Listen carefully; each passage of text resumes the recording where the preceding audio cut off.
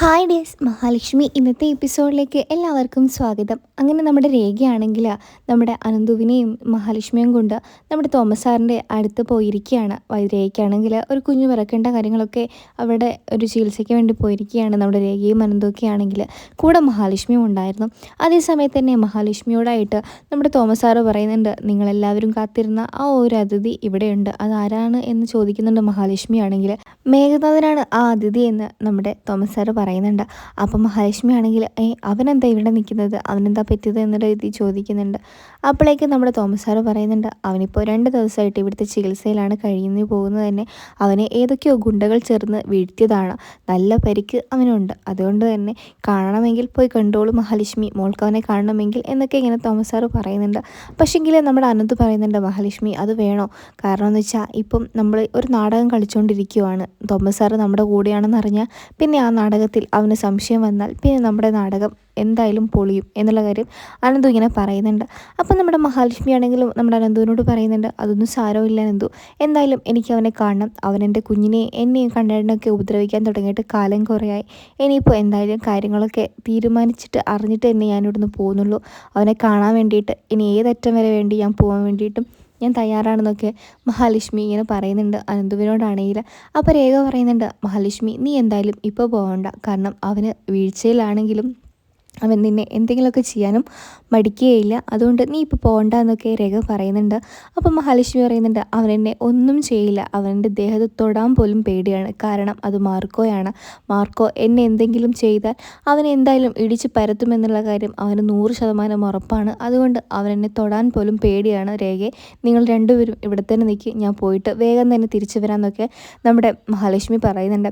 അങ്ങനെ മഹാലക്ഷ്മി ആണെങ്കിൽ നമ്മുടെ മേഘനാഥൻ്റെ റൂമിലെത്തുന്നുണ്ട്. റൂമിലെത്തി മേഘനാഥനാണെങ്കിൽ മഹാലക്ഷ്മിയെ കണ്ട ഉടൻ തന്നെ, നീ എന്താടി ഇവിടെ, എന്താ എൻ്റെ ഈ ഒരു വീഴ്ച ആഘോഷിക്കാൻ വേണ്ടി വന്നതാണോ എന്ന് ചോദിക്കുന്നുണ്ട്.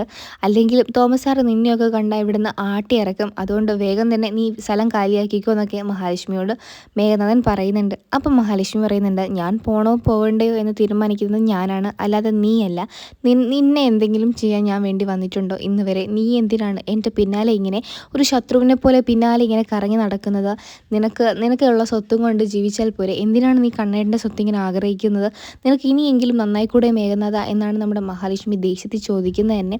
മഹാലക്ഷ്മി പറയുന്നുണ്ട്, നീ എന്തൊക്കെ കളിച്ചാലും കണ്ണേട്ടൻ്റെ ജീവിതത്തിൽ നിന്ന് എന്നെ അങ്ങനെ ഒഴിച്ചുവിടാനൊന്നും നിനക്ക് പറ്റില്ല, എനിക്ക് പറയാനുള്ളതൊക്കെ ഞാൻ കണ്ണേനോട് പറഞ്ഞോളാം, നിന്നോടത്ത് എനിക്ക് കൂടുതലൊന്നും പറയാനില്ല, ഒരു കാര്യം നീ മനസ്സിലാക്കിക്കോ, ഈ കുഞ്ഞിനെ കളയാൻ വേണ്ടി നീയൊക്കെ എത്ര ശ്രമിച്ചാലും അതൊരിക്കലും നടക്കില്ല, കാരണം അത് നിനക്ക് പിന്നെ വഴിയെ മനസ്സിലാക്കിക്കോളും, ഞാനാണ് ഇപ്പോൾ കണ്ണേട്ടൻ്റെ എല്ലാ സ്വത്തിൻ്റെയും അവകാശി, അത് നിനക്കറിയാലോ, എന്നെ താങ്ങി നിന്നാൽ വേണമെങ്കിൽ ഞാൻ നിനക്കൊരു ജോലിയെങ്കിലും തരും, അല്ലെങ്കിൽ അതുപോലും തരില്ല, എന്നെ കൊന്നാൽ സ്വത്തുക്കളെല്ലാം നിനക്ക് കിട്ടുമെന്നുള്ള ഈ ഒരു അതിയായ മോഹം അത് വെറുതെയാണ് മേഘനാഥ, എല്ലാ സ്വത്തുക്കളും എൻ്റെ പേരിൽ മാത്രമാണ്, എന്നെ കൊന്നാലും നിനക്കൊന്നും അത് കിട്ടാനും അത് അനുഭവിക്കാനുള്ള യോഗം പോലും ഉണ്ടാവില്ല എന്നൊക്കെ മഹാലക്ഷ്മി ഉറപ്പിച്ച് തന്നെ നമ്മുടെ മേഘനാഥൻ്റെ മുഖത്ത് നോക്കി പറയുന്നുണ്ട്.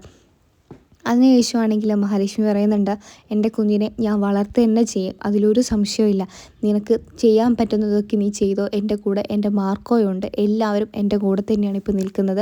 അപ്പോൾ നമ്മുടെ മേഘനാഥൻ പറയുന്നുണ്ട്, അതെനിക്കറിയാം, മാർക്കോയുടെ കുഞ്ഞ് തന്നെയാണ് നിൻ്റെ വയറ്റിലുള്ളതെന്നുള്ള കാര്യം 100% ഉറപ്പ് തന്നെയാണ്, അത് മാർക്കോയുടെ കുഞ്ഞ് തന്നെയാണെന്ന് നിന്നെ തൊട്ടാൽ അവന് നല്ല രീതിക്ക് പൊള്ളുന്നുണ്ട്, അതിൻ്റെ കാരണം ഇതൊക്കെ തന്നെ എല്ലേടി എന്നൊക്കെ നമ്മുടെ മേഘനാഥൻ ചോദിക്കുന്നുണ്ട്. അപ്പോഴേക്കും നമ്മുടെ മേഘനാഥനെ ഇങ്ങനെ നോക്കാൻ വേണ്ടിയിട്ട് തോമസ് സാർ അങ്ങോട്ടേക്ക് വരുമ്പോഴാണ് മഹാലക്ഷ്മിയെ കാണുന്നത്. മഹാലക്ഷ്മി ആണെങ്കിൽ പെട്ടെന്ന് തന്നെ അവിടെ നിന്ന് ഇറങ്ങി പോവുകയാണ് ചെയ്യുന്നത് തന്നെ. നിനക്കുള്ളത് ഞാൻ എന്തായാലും മനസ്സിലാക്കി തരാം, ആരുടെ കുഞ്ഞാണ് എന്നുള്ള രീതിയിലൊക്കെ നമ്മുടെ മേഘനാഥനോട് ഇങ്ങനെ സംസാരിച്ചിട്ട് അവിടെ നിന്ന് ഇറങ്ങി പോവുകയാണ് ചെയ്യുന്നത് തന്നെ.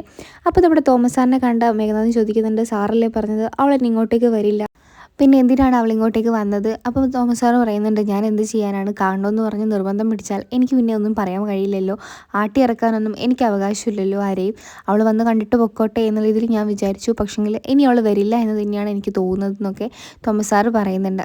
അങ്ങനെ തോമസ് സാറിനോട് നമ്മുടെ മേഘനാഥൻ ചോദിക്കുന്നുണ്ട്, സാറേ കണ്ണനിനി ഇനി ഒരിക്കലും എഴുന്നേറ്റ് നടക്കില്ലല്ലോ അല്ലേ എന്ന് ചോദിക്കുമ്പോൾ തോമസ് സാറൊന്ന് ഞെട്ടുന്നുണ്ട്. നമ്മുടെ മേഘനാഥന് എന്തൊക്കെയോ ഒരു ചെറിയ ചെറിയ സംശയങ്ങളൊക്കെ ഉണ്ടെന്നുള്ള കാര്യം ഉറപ്പ് തന്നെയാണ്.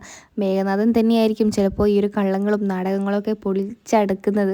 അപ്പോൾ നമുക്ക് കാത്തിരുന്ന് കാണാം.